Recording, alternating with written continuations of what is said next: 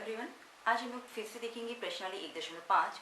तो इससे पहले हम लोग 1 से 8 तक के क्वेश्चन को देखे थे जिसमें 2 अंक वाले प्रश्न थे, और आज हम लोग देखेंगे 9 से 20 तक के प्रश्न जिसमें 3 अंक हैं। ठीक है ना। फॉर एग्जाम्पल मैंने यहाँ पे क्वेश्चन लिखा हुआ है। ठीक है, 10 नवा क्वेश्चन लिए हैं 104 गुणित 106। ठीक है, और फिर 18 नंबर का क्वेश्चन लिए 292 मल्टीप्लाई 298। ठीक है, इन दोनों क्वेश्चन को मैं हल करके बताऊंगी, पर उससे पहले मैं एक बार फिर से रिपीट कर देती हूँ कि इसको किस तरह से किस स्टेप में हल करना है। ठीक है, फर्स्ट स्टेप में हम लोग क्या लेंगे, हम लोग अपना लेंगे राइट साइड, ठीक है ना, और फिर लेफ्ट साइड। ठीक है, सेम वैसे ही होगा, राइट और लेफ्ट करके ही क्वेश्चन को सॉल्व करना है। मैं यहाँ पे बता देती हूँ कि 3 अंक है तो यहाँ पे 6 आ जाएगा और ये 4 आ जाएगा। ठीक है ना। इस क्वेश्चन के बेस पे आपका इकाई अंक राइट साइड में है 6 और 4 है। ठीक है ना। और उसके बाद लेफ्ट साइड, यहाँ पे देखिए अभी आपका दहाई नहीं है। ठीक है ना, यहाँ पे क्या दहाई सैकड़ा है और यहाँ पे भी देखिए दहाई सैकड़ा है। तो उस लेफ्ट की कंडीशन में क्या हो जाएगा, हम लोग उस दहाई सैकड़ा दोनों को लेंगे। ठीक है, दोनों को लेंगे मतलब कि वहां पे क्या लिखेंगे हम लोग 10 गुणित 10 का 1 अधिक। सेम कंडीशन इसके भी हो जाएगी। इकाइयों का गुणनफल तो इजीली आप लिख लेंगे, 2 गुणित 8 हो जाएगा। दहाई की जगह पे क्या लिखोगे 29 गुणित 29 का 1 अधिक। ठीक है ना, इस तरह से आप उसको सॉल्व करेंगे। तो याद रखिएगा इकाई दहाई, ठीक है ना, ये आपका इकाई है और ये आपका दहाई है। ठीक है, उसी बेस पे जाएंगे हम लोग, स्टेप वाइज हल करेंगे। इकाई आपका किस साइड में है, राइट साइड, मतलब कि दायां पक्ष पहले शुरू करेंगे, उत्तर का दायां पक्ष, और उसके बाद में लेफ्ट साइड आपका क्या है, दहाई और सैकड़ा है, इसीलिए हम लोग उत्तर का बायां पक्ष उसके बाद में करेंगे। उसी के अनुसार हम लोग क्वेश्चन को हल करना है और उसका आंसर उसी बेस पे दिखाएंगे। ठीक है, अब यहाँ पे देखिए एक चीज और कि यहाँ पे हमेशा इकाई का योग क्या है, 10 ही होगा। आप किसी भी क्वेश्चन को देख सकते हैं इस प्रश्नावली में, हमेशा इकाइयों का योग क्या होगा, 10 होगा। यहाँ पे एक शर्त है, ठीक है, और 10 होगा ही, और उसके आधार पर क्या होना चाहिए, जब भी इकाइयों का गुणनफल होना चाहिए तो वहाँ पे हम लोग को 2 अंक मिलना चाहिए, जैसे कि 20, ठीक है ना, या फिर 10, ठीक है ना। 2 अंक मतलब कि ये वंस टेंस में मिलना चाहिए। ठीक है, और आपको अगर टेंस में नहीं मिलता है तब की कंडीशन में आप क्या करेंगे, जैसे कि आपको 2 मिल गया, इसका वैल्यू तो चेंज नहीं होना चाहिए, पर यहाँ पे 2 अंक आ जाना, तो उसके लिए हम लोग क्या करेंगे, उसके लेफ्ट साइड मतलब कि बाएं तरफ में आप 0 लगा देंगे, जिससे उसका वैल्यू चेंज ना हो, वैल्यू भी चेंज ना हो और हम लोग को अंक 2 भी मिल जाए। तो ये सारी चीजें इससे पहले वाले क्लास में मैंने आप लोग को बताया है।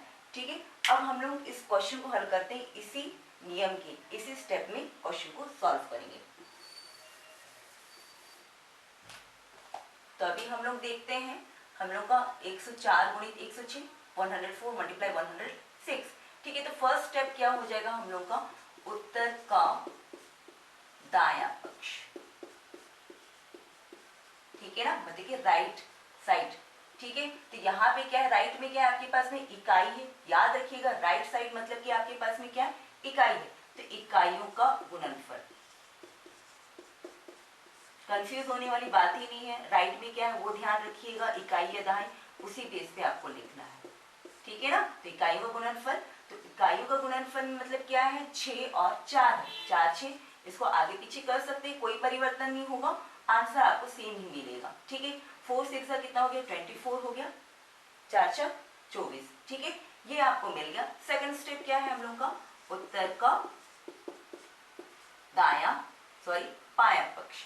ठीक है ना, अभी हम लोग लेफ्ट साइड में जा रहे हैं, तो यहाँ पे क्या है, दहाई, दहाई की जगह पे भी वही फॉर्मूला को ना लिखे क्या लिखेंगे, 10 गुणित 10 का 1 अधिक।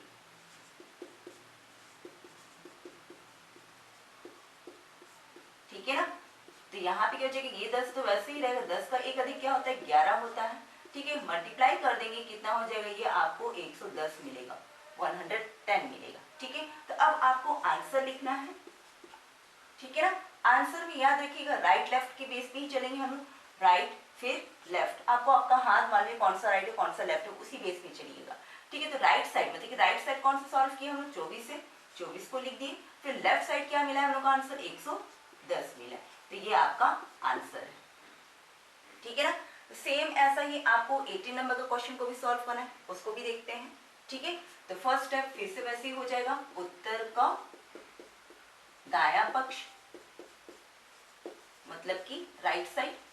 ठीक है, क्या हो जाएगा आपके पास में इकाइयों का गुणनफल। इकाई हम लोग के पास में अभी क्या है 8 और 2 है। ठीक है, 2 और 8 का गुणा करेंगे। आप हमेशा देखिएगा इस प्रश्नावली में हर इकाई का योग 10 होगा। ठीक है, जो शर्त इसमें रखी गई उसी बेस पे है। ठीक है, अब इसको हम लोग मल्टीप्लाई कर लेंगे। 2 8 से कितना हो गया 16 हो गया।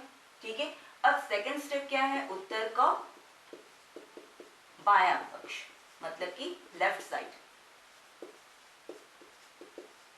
तो क्या हो जाएगा दहाई गुणित दहाई का एक अधिक, जो फॉर्मूला है मेन जो नियम है उसी के बेस पे। तो यहाँ पे क्या लिखेंगे 29 मल्टीप्लाई 29 का एक अधिक। तो एक अधिक तो आप जानते हैं 29 का एक अधिक कर देंगे तो क्या हो जाएगा 30 हो जाएगा। मल्टीप्लाई कितना हो गया 30 हो गया। ठीक है, अब इसको मल्टीप्लाई करना है। जीरो तो आपका वैसा जीरो ही रहेगा। आपका 9 तिया कितना हो गया 27 हो गया। 2 बचा 2 तिया 6, 6 और 2 कितना हो गया 8। ठीक है ना, तो इस तरह से आपको ये आपका बायां पक्ष मिला। ठीक है, तो अब आंसर क्या होगा आपके पास में, आंसर में लिखेंगे आपका फिर से राइट और लेफ्ट करके लिखिए याद रखने के लिए। राइट में आपको कितना मिला 16 मिला, 2 अंक मिल गया है, कोई परिवर्तन करने की जरूरत नहीं। फिर उसके बाद में आपके बाएं पक्ष में क्या मिला है आपको 870। तो ये आपका आंसर है। तो इस तरह से इस प्रश्नावली के सारे क्वेश्चन सॉल्व हो जाएंगे।